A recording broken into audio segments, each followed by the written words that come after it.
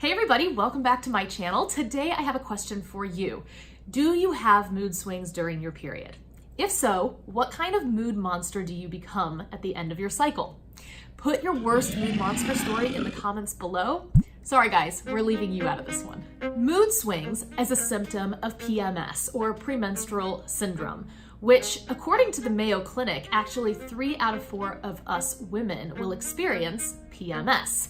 So today I thought I'd crack out this big book right here called the DSM-V, which is what we therapists use for diagnosis, and actually look at the symptoms for something called PMDD, which is Premenstrual Dysphoric Disorder. Because whether or not you have PMDD or just PMS, the symptoms themselves are actually very much the same. It's the severity that's different. Statistically, only about 2 to 5% of us women will actually meet this criteria for PMDD, so it's unlikely that you'll have this diagnosis. But if you do have any questions or concerns about PMDD, I recommend you talk to your medical doctor, a gynecologist, a psychiatrist, or a mental health therapist, because any of those people can help you figure this out. So let's jump into the DSM-V and look at the criteria for PMDD. So the symptoms are things like mood swings, of course, feeling really sad or tearful out of the blue, or especially sensitive to things like criticism or rejection, an uptick in irritability or anger, and sometimes even more conflict with other people. A more depressed mood, feeling sad, hopeless, or having that harsh inner critic get a whole lot louder around this time of the month. Feeling more anxious, tense, on edge, struggling to keep up. Being less interested in your usual activities like school, work, hobbies, or your friends. Difficulty concentrating, easily tired or having really not a lot of energy. Changes in appetite. Usually this is overeating, stronger cravings for things like sugars, processed foods, or carbs. Sleeping way more than normal, or not being able to sleep even though you may try. Feeling overwhelmed or out of control. And then the physical symptoms, things like breast tenderness or swelling, joint or muscle pain, or of course bloating. So those are the symptoms for PMDD and PMS. So maybe you want to make a list for yourself in the comments below about the ones that you recognize so that you have a clear picture of your mood monster for yourself. Real quick, in case you're wondering, to be diagnosed with PMDD, you have to be experiencing at least one of the first 4 symptoms that I mentioned, and then at least one of the last 7 symptoms that I mentioned. But then combined between those 2 lists, you have to be having at least 5 symptoms to meet criteria. On top of this, those symptoms you're experiencing have to be causing clinically significant distress or interfering with multiple areas of your life.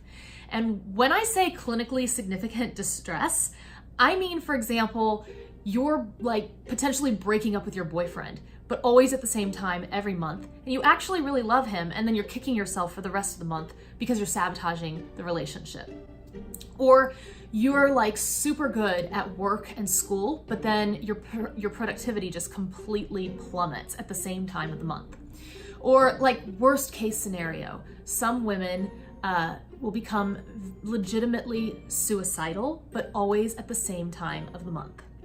So this is what I mean by clinically significant distress. The symptoms are way more severe than somebody experiencing PMS. But again, your go-to resource on this is your medical doctor, a gynecologist, a psychiatrist, or a mental health therapist. Also, I recommend something like Period Calendar, Flow, or Clue, because this has to be an established pattern for PMDD. So you're experiencing these symptoms at this severity for more months out of the year than you're not. And so an app, tracker can help you establish that pattern, because something that happens quite often is that the symptoms for PMS and PMDD actually look very similar to the symptoms for a major depressive episode. So we can get misdiagnosed really easily. We don't fully understand what causes the symptoms, but we do know that hormones play a role, serotonin levels play a role. Serotonin is a neurotransmitter in the brain that works directly with our mood states, and that genetics can play a role in the severity of symptoms.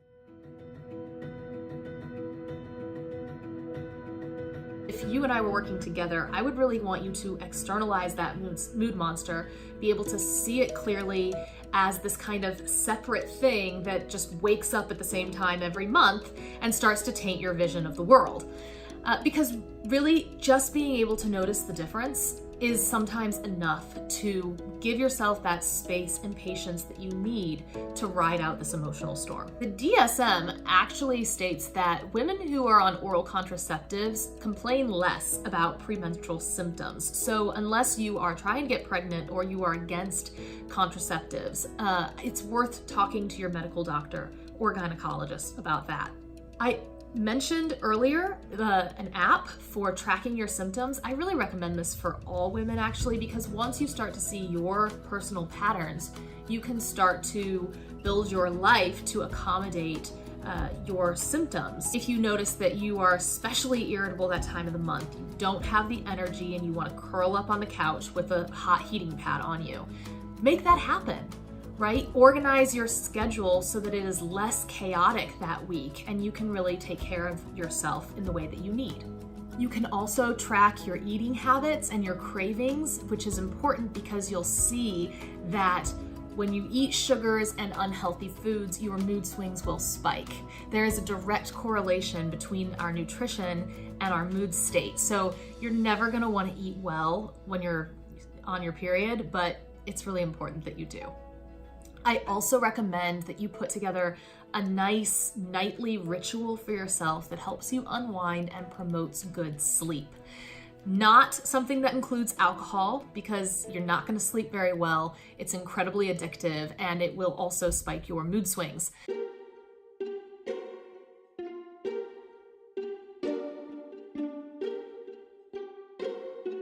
Dr. Dan Siegel is a famous psychiatrist who uses a hand model of the brain to help us understand things like mood swings and what's really happening. So if you imagine that my thumb and the palm of my hand is kind of the primitive part of the brain. This is the oldest part of the brain, and it houses something called the limbic system, which is my emotional center.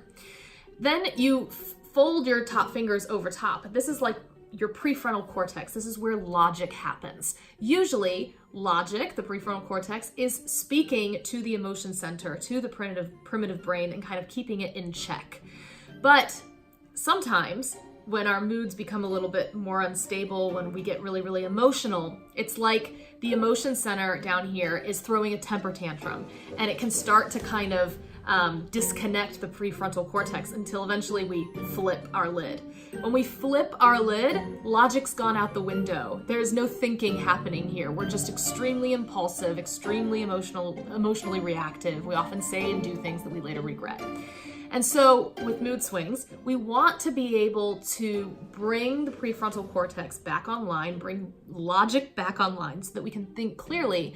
And ideally, we would like to be able to notice when our emotion center starts throwing a little bit of a temper tantrum and know how to respond to that so that we don't actually fully flip our lid.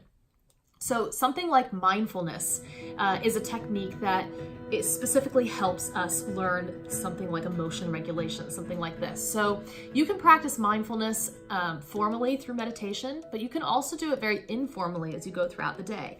One of my favorite mindfulness techniques is just as I'm going about my day, if I notice that I'm starting to get really caught up in kind of crazy obsessive thoughts, or I'm really feeling very emotional, I just stop, take a breath, come back into my body, and I use the physical sensation of touch. So if I'm sitting, I'll use the sensation of touch between me and the chair that I'm sitting in. If I'm standing, it's me with my feet on the floor. Coming back into our physical body and using the sensation of touch to keep us grounded can help us from getting carried away, pulled up into our heads, and becoming incredibly reactive. And my last recommendation is that if these mood swings are really causing conflict in your personal relationships, then you just start owning however you're feeling. Once we just call it out and own it and take responsibility, it helps the other person not take things so personally and be more understanding. So those are my recommendations for dealing with mood swings during your period. I hope this video was helpful. If it was, give it a big thumbs up and hit the subscribe button if you want to see more from me in the future. If you have any questions, leave those in the comments below, or your biggest, worst mood monster story, you can leave that there too, or the symptoms that you recognized in yourself when you painted your mood monster. Have a good one. See you soon.